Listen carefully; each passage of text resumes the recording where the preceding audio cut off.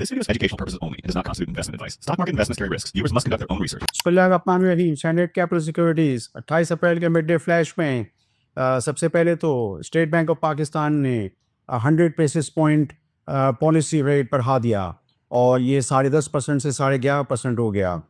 आज ऑक्शन भी है और पीआईबी की ऑक्शन है, देखते हैं कि ईड्स का क्या होता है और हो सकता है कि मुमकिन तौर पे ये बढ़ जाएंगी।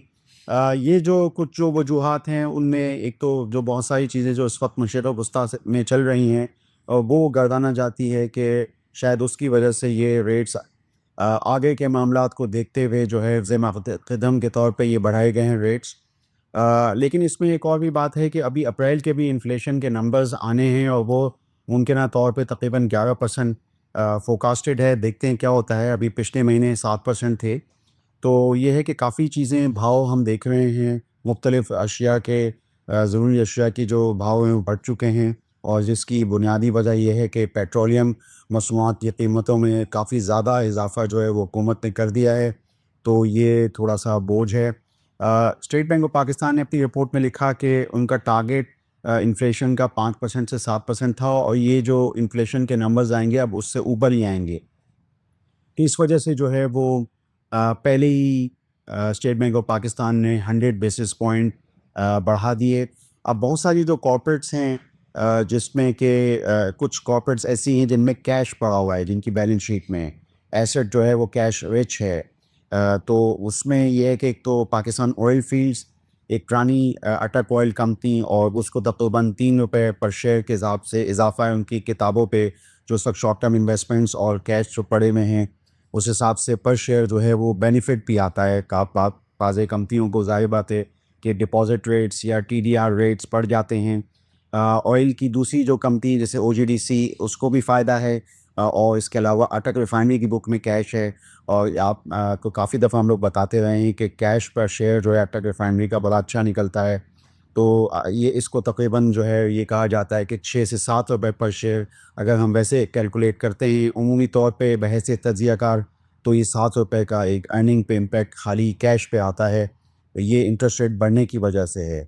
और बाज़ जो लूज़र्स हैं या जिसे कहना चाहिए कि जिनकी किताबों पे इसका कि लोन्स बहुत ज़्यादा हैं, तो उसमें पाकिस्तान स्टेट ऑयल है। गो के पाकिस्तान स्टेट ऑयल की किताबों में कैश भी है, कैश इक्विवेलेंट्स भी हैं, लेकिन बहरहाल डेट का जो पोर्शन है वो बहुत ज़्यादा है और सर्कुलर डेट भी एक वजह होती है उसकी। तो तकरीबन ये ₹3 का इम्पैक्ट है। उसके अलावा सुई नॉर्दर्न गैस पाइपलाइन, सुई सदर्न, इस तरह की जितनी भी oil and gas marketing transmission कंपनियां, इनकी किताबों में काफ़ी डेट रिडन हैं। तो ये जो है आप स्ट्रेट अवे वहाँ पे जो है इंटरेस्ट रेट बढ़ने से एक नुकसान होता है। गवर्नमेंट की कंपनियाँ हैं बहरहाल। बाज़ कंपनियाँ जिनको हम यूँ थोड़ा सा अच्छा देखते हैं उसमें जैसे एंगर कॉर्प है। अब एंगर कॉर्प में एक फंडामेंटल तब्दीली इस साल, इस कैलेंडर ईयर 2026 में आ चुकी है, तो उसमें कोई बहुत ज़्यादा इम्पैक्ट नहीं आ रहा। हालांकि मैं देख रहा था कि तकरीबन 300 बिलियन का डेक है long term and short term मिला के, और साथ ही साथ तकरीबन 150 बिलियन का कैश है, कैश एक्विवेलेंट और कैश है वो। तो ये कि इसका जो इम्पैक्ट है वो थोड़ा सा मिटिगेट अगर हम करें तो बहुत बड़ा इम्पैक्ट एक एंड्रो होल्डिंग में नहीं आ रहा।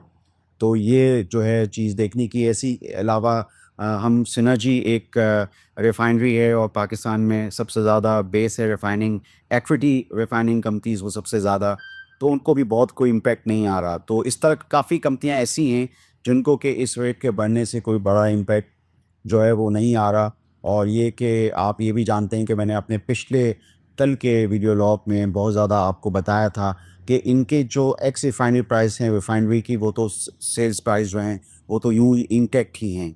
और ऑयल मार्केटिंग कंपनी जैसे पीएसओ है तो उसको तो इनलैंड फ्रेट इक्वलाइजेशन मार्जिनस की शक्ल में रिबेट भी जो है वो ज़्यादा बढ़ा दिया गया है, तकरीबन पौने यानी 38 रुपये 37 रुपये 75 पैसे। तो मैंने सोचा कि आपको जो है इस पूरी सूरत हाल गोशुगुजार करूँ। बाज़ नताइज थे और जैसे कि हमने यूबीएल बैंक के नताइज देखे थे, जो भी नतीजा आया उसमें अर्निंग तो बड़ी अच्छी ली, लेकिन बैलेंस शीट में थोड़ा सा हम देख रहे थे कि बुक वैल्यू में एट्रिशन थी, बुक वैल्यू नीचे आई और बॉन्ड पोर्टफोलियो की वजह से शायद अभी हम जो किताबें आएंगी तफसीलन उसमें देखेंगे। कल यही चीज़ हमने बैंक ऑफ पंजाब के नताइज में भी देखी। रिज़ल्ट तो बहुत अच्छे थे, ईपीएस फर्स्ट क्वार्टर की कैलेंडर ईयर में बहुत अच्छी थी, لیکن 3 روپے سے جو بک ویلیو تھی وہ 31 روپیز سے 29 روپیز آ رہی تھی. تو وہ یہ بینکوں میں ہم ایک یہ فینومینا اب دیکھ رہے ہیں، پہلی دفعہ ایسا ہو رہا ہے کافی زمانے بعد، اور یہ ہے کہ بک ویلیوز نیچے آ رہی ہے. سنہری بینک میں بھی تقریباً اس طرح کی صورتحال میں نے دیکھی. اس کی ایک تو بنیادی وجہ یہ ہے کہ کتابوں میں اگر ہم بیلنس شیٹ کے اندر دیکھیں تو ان کا جو انڈسٹری انویسٹمنٹس ہیں، یعنی اس وقت تو حکومت کو پیسے دیے جا رہے ہیں، وہ اس میں بہت زیادہ اضافہ ہو رہا ہے، اور ایڈوانسز ٹو ڈپازٹ ریشو جو اصل کام ہے بینکس کا وہ بہت کم ہو گئے ہیں، ADR جیسے کہتے ہیں عرف عام میں. تو ہونا یہ چاہیے کہ جو اب انٹرسٹ ریٹ اگر فرض کریں جیسے یہ بڑا ہے تو یہ اب ہم دیکھیں گے کہ لینڈنگ ریٹس بڑھیں گے اور اسی حساب سے ڈپازٹ ریٹ بھی بڑھیں گے، تو بینکس اپنی اسپریڈس کو برقرار رکھیں گے. لیکن اس میں ہونا یہ چاہیے کہ ایڈوانسز کی اگر شکل بڑھے تو اس میں بینکوں کے ریٹرنز زیادہ ہوتے ہیں، جسے عرف عام میں نمز کہتے ہیں، نیٹ انٹرسٹ مارجنس یا نمز کہتے ہیں. تو میں نے سوچا کہ اس پہ ذرا ایک تجزیہ کر لوں. میں نے آپ کو بتایا کہ BOB کے ریزلٹس بھی اچھے تھے لیکن بک ویلیو میں تھوڑی سی کمی، اور UBL بینک میں تھوڑی سی بک ویلیو زیادہ کمی. تو اس طرح جو ہے یہ چیز ایک نظر آ رہی تھی، میں نے سوچا کہ آپ کو بتاؤں. پچھلے دنوں اینگلو ہولڈنگ ایک بڑی ہولڈنگ کمپنی ہے، اس کے نتائج آئے اور اس میں کافی چیزیں تھیں جو میں نے سوچا کہ آپ کو بتاؤں. جیسے کہ میں نے اپنے اس بیانیے میں بتانے کی کوشش کی کہ 2026 میں ایک فنڈامنٹل چینج ہے، اور وہ فنڈامنٹل چینج یہ ہے کہ پہلے جو اینگلو انفرا شیئر جو ٹیلی کام ٹاورز تھے ان کے پاس 4400 تھے. جب دیودار کی ایکوزیشن ہوئی جو کہ 2025 میں مکمل ہوئی تو ان کے جو یعنی ٹیلی کام ٹاورز ہو گئے وہ ملا کے تقریباً 15,000 ہو گئے. تو یہ ٹیلی کام ٹاور بزنس میں اب بڑے پیمانے پہ موجود ہیں. جتنے بھی MNOs mobile network operators اس وقت ہیں ان کے ساروں کے ٹاورز جو ہیں وہ اس وقت اینگلو ہولڈنگ میں ہیں.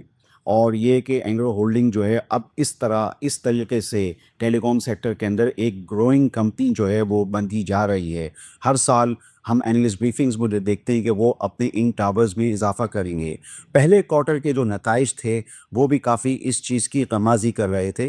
اگر آپ کنسالیڈیٹڈ اکاؤنٹس دیکھیں تو EPS تقریباً 8 روپے جو پچھلے سال سے کافی گروتھ تھی.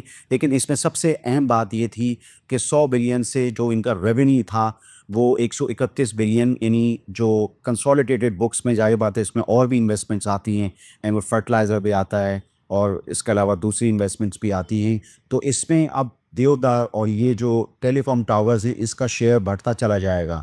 اور اسی میں ہم دیکھ رہے تھے کہ ان کے جو کراس مارجنس تھے اس میں بھی خاطر خواہ اضافہ ہوا ہے ایک ایسے وقت میں کہ جب دوسری کمپنیاں دباؤ کا شکار ہیں. آپ جانتے ہیں کہ لاگت کاسٹ اس وقت بڑھ رہی ہے، پیٹرولیم پرائسز بڑھنے کی وجہ سے کاسٹ پش انفلیشن جو ہے اس کا ایک افیکٹ ہم دیکھتے ہیں کمپنیز کے ریزلٹس میں.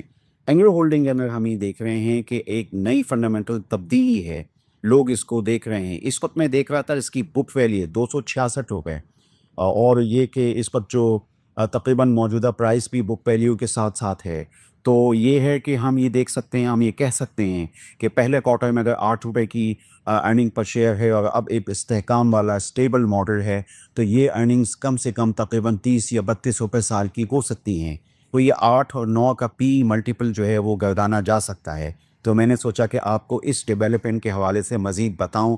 میں نے اینگلو ہولڈنگ پہ سوچا کہ آپ کو تھوڑا سا تفصیلی جائزہ پیش کروں. دیودار کی جو پچھلے سال یعنی جو پورا جو یعنی ایکوزیشن تھی وہ تقریباً 500-600 ملین ڈالرز کی تھی، اور یہ ہے کہ اب یہ مکمل ہو چکی ہے اور ہم دیکھ سکتے ہیں کہ 15,000 سم تھنگ جو ٹاورز ہیں وہ کتابوں میں آ چکے ہیں. تو یہ ایک چیز ڈیولپمنٹ تھی. ممکنہ طور پہ کبھی آگے چل کے جیسے اینگلو ہمیشہ کرتا ہے گروپ کہ وہ ڈویڈنڈز وغیرہ بھی اسٹریم نکالتے ہیں، تو ممکنہ طور پہ ہو سکتا ہے کہ شاید 2026 تھی تو 2027 کے کیلنڈر ایئر میں ڈویڈنڈز کا بھی اسٹریم شروع ہو. جیسے کہ ہب پاور میں پہلے ہم 2020-21 میں بات کیا کرتے تھے کہ ڈویڈنڈ اسٹریم کبھی شروع ہوگا، تو اب آپ دیکھ سکتے ہیں کہ ڈویڈنڈ اسٹریم ہر کوارٹر میں ہب پاور کے اندر 5-5 روپے جو ہے وہ شروع ہو چکا ہے. تو ہو سکتا ہے کہ اینگلو ہولڈنگ بھی ایسی ہی کارپوریٹ یا کنگلومریٹ ہو. تو ہم اس پہ بات کرتے رہیں گے. ایک آدھ گلیکسو اسمتھ کلائن بہت ہی بڑی پاکستان کی multi national company pharma sector کے اندر ایک ون سیٹ آف ڈیزیز کو ڈیل کرنے والی. تو اس کا بھی جو پہلے کوارٹر کا نتیجہ کافی حوصلہ افزا تھا. سیلز میں بھی گروتھ تھی اور گراس مارجنز میں بھی گروتھ تھی، اور ہم نے دیکھا کہ جو ارننگ پر شیئر تھا 8 روپے تو اس کے حوالے سے بھی ہم ان کا جو فورتھ کوارٹر تھا 2025 کا، اس میں کافی اچھے تو رزلٹس تھے وہ ہم نے دیکھے تھے. فورتھ کوارٹر کا جو ای پی ایس تھی وہ اچھی خاصی تھی.